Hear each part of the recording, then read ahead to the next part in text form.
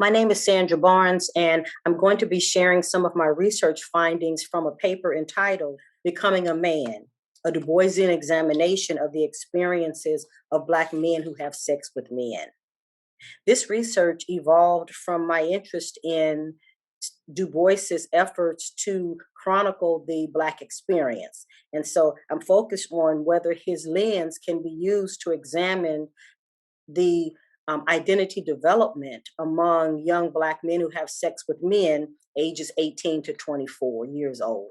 This paper is important because Du Bois did not write specifically about this historically marginalized group.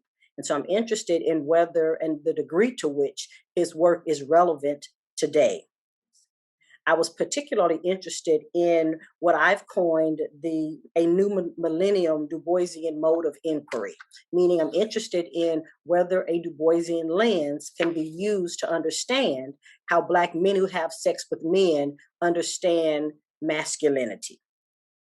I contend that Du Bois's source material can be used in contemporary spaces to understand contemporary challenges.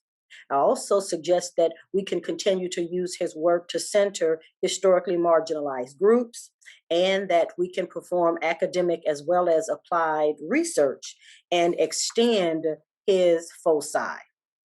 I read over 20 articles and books by Du Bois, your more expected ones in terms of the Talented Tenth or the Souls of Black Folk or the Philadelphia Negro, in addition to some of his lesser known work in terms of the Dark Princess or Dark Water, because I wanted to create this profile of themes that he used to describe Black manhood so that I could compare it to the kinds of themes that emerged during the interviews and surveys with my sample. As you might expect, there are certain kinds of understandings or traits around manhood that were common in Du Boisian's in his work. The importance of being a protector provider, the importance of being conscientious, of being educated, of being a good citizen, of being frugal. All of these types of kind of very traditional and gendered understandings of manhood were evident across Du Bois's work. And so, again, I'm interested in whether those dynamics manifest among Black men who have sex with men. Three themes emerged in my research that were informed by a Du Boisian lens. The first one I've entitled Embracing Du Bois, and this includes about a little under 50% of the young men in my sample who tended to embrace your traditional understandings and notions of gender, those kinds of characteristics that were most common in Du Bois's writing. The second theme I entitled Essentializing Du Bois. And for young men here, they tended to focus on being truthful, being honest, being transparent about one's identity, and really being empowered and loving oneself unconditionally. And so Du Bois also wrote about that type of imperative, but not for the Black MSM experience. And the third theme I entitled Extending Du Bois. And this particular theme focuses on the desire and the need among Black MSM to reject your traditional categories around masculinity and manhood. They were really reconstructing and reconceptualizing what it means to be a man. And for me, this was really informative because they tended to focus on their humanness.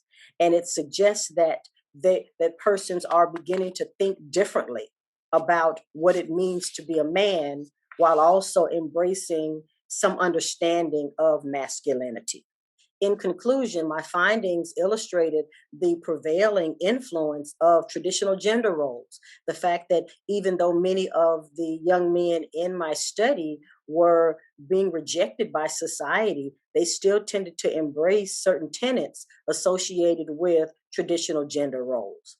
However, a significant percentage of young men actually were rejecting those same types of traditional dictates and were creating their own understanding of Black masculinity based on their own experiences.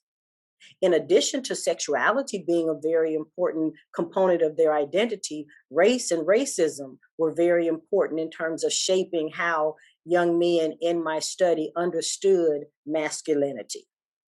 The findings really were very kind of informative to show that a Du Boisian lens is still relevant today as we understand what it means to be Black and moving in non-Black spaces in the United States. However, the findings are, for me, most important because they illustrate this new knowledge that is emerging around the Black MSM experience as persons are beginning to think about themselves differently, as they're beginning to establish themselves as men in very non-traditional, creative, and innovative ways.